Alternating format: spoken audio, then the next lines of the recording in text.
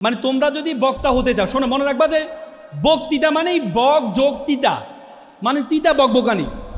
এ তিতা বকবকানিটা তুমি যখন মানুষকে অ্যাড্রেস করবা এত সহজ না। পৃথিবীতে সবচেয়ে কঠিন কাজ হচ্ছে কথা বলা, এটা জানো তো তোমরা?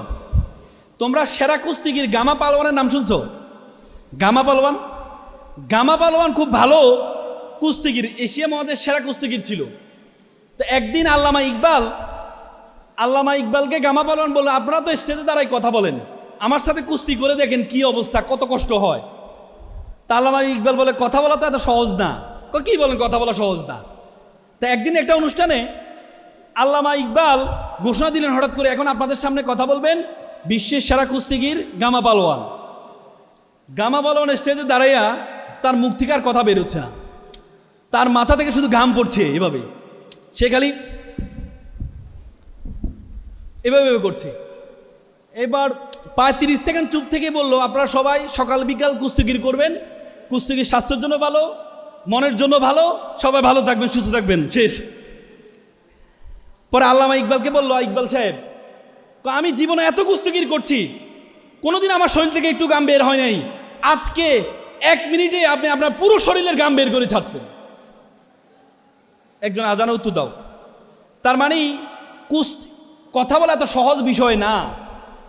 এই জন্য কথা বলার জন্য তোমাকে যেটা লাগবে, কয়েকটা জিনিস লাগবে।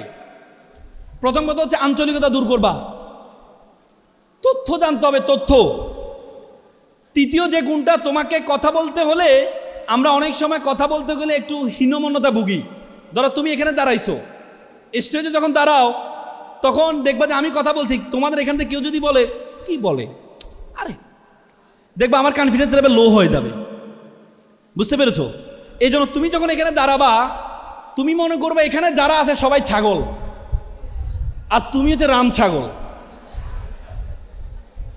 তুমি মনে করবে এখানে যারা আছে সব গরু, আর তুমি হচ্ছে গুরু, তাহলে তুমি কথা বলতে পারবা। বুঝতে পেরেছো? এখানে যখন দাঁড়াবা, তুমি দাঁড়ায় যদি চিন্তা করো আমি আরবি বলছি, এখানে হুজুর আছে, সে যদি আমরা ভুল ধরে। তুমি এখানে দাঁড়ায় যদি চিন্তা করো আমি ইংরেজি বলছি, ইংরেজি একজন ছাত্র আছে, সে যদি আমার ভুল ধরে। তুমি এখানে দাঁড়িয়ে যদি বলো বাংলা বলছে, বাংলা শিক্ষক আছে, সে যদি আমার ভুল ধরে, তাহলে তুমি কথা বলতে পারবা না। এই জন্য স্টেজে যখন দাঁড়াবা তখন মনে করবা যারা আছে সবাই ছাগল, আর তুমি। আর যাদের দেখবা তাকাইলে, চোখের দিকে তাকাইলে মানে কনফিডেন্স আমার লো হয়ে যায়, চোখ টিভি দেয় অনেক, ঠিক না?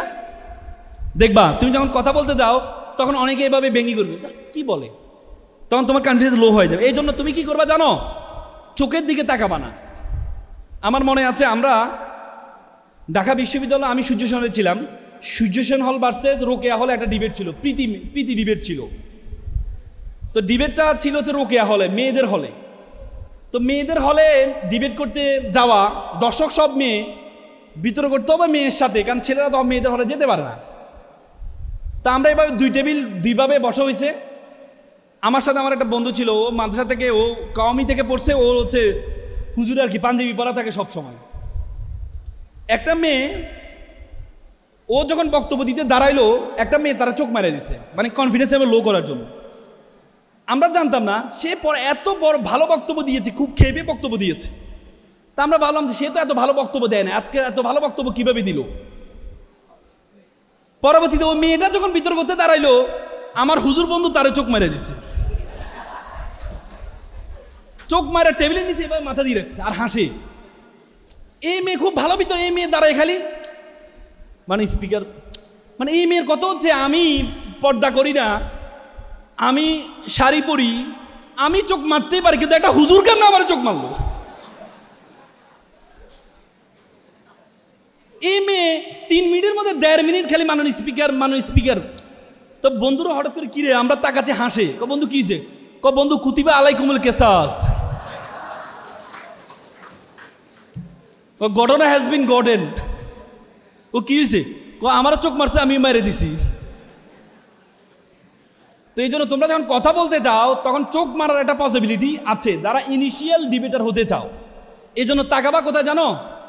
কপালের দিকে। কপাল কোথায়? কপাল না, কপাল কোনটা বলো তো? গাল। কবি একবার লিখছে না, লেখার দরকার ছিল কপালখানি ভিজে গেল 2 নয় জলে, লিখে ফেলছে কপালখানি ভিজে গেল দুই নয়নের জলে। অন কপাল কিভাবে উপরে, চোখের পানি উপরে কিভাবে যায়? অন কবি মানুষ একবার লিখলে তা কাটতে পারে না, তো পরের লাইন লিখছে পা দুখানি বাঁধা ছিল গাছের ঢালে। তো এই জন্য তোমরা যখন কথা বলবা তাকাবা কোথায়? যতই টিপি করো কোনো লাভ হবে না। পারবা তো? এটা পারবা তো? তারপরে তৃতীয় যোগ্যতা হচ্ছে তোমরা যখন কথা বলবা তোমাদের বডি ল্যাঙ্গুয়েজটা ইম্পর্টেন্ট। কি ইম্পর্টেন্ট? Body language. তোমার এই যে অনেকে দেখবে ডায়াসে দাঁড়িয়ে বিপদে পড়ে যায়, হাতটা কোথায় রাখবে? কেউ এভাবে শুয়ে যায়, কেউ এভাবে এভাবে থাকে, হ্যাঁ, কেউ এভাবে ধরে শক্ত করে, নাকি? একজনে ভাইবে দিচ্ছে টেবিলের সাথে তার পা লাগছে, কাঁপতেছে। বাবা কাঁপো কেন? স্যার স্পর্শটা করে দেখেন। মানে স্পর্শ করার আগে কাঁপতেছে, স্পর্শ করলে কি হবে তার? তো এই জন্য তোমরা যখন কথা বলতে দাঁড়াবা স্ট্রেস ডায়াসটা কিভাবে ব্যবহার করবা? এভাবে।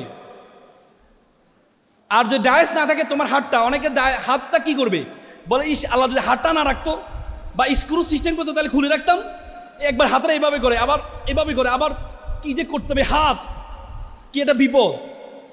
এই জন্য যখন ডায়াস থাকবে ডায়াসে এভাবে দাঁড়াবা, সোজা করে এভাবে হেলে দুলবা না। আবার যখন ডায়াস থাকবে না তখন হয়তো এভাবে দাঁড়াবা, নাহলে এভাবে দাঁড়াবা, নাহলে এভাবে অ্যাপ্রোচ রাখবা, এভাবে। বুঝছো কি না?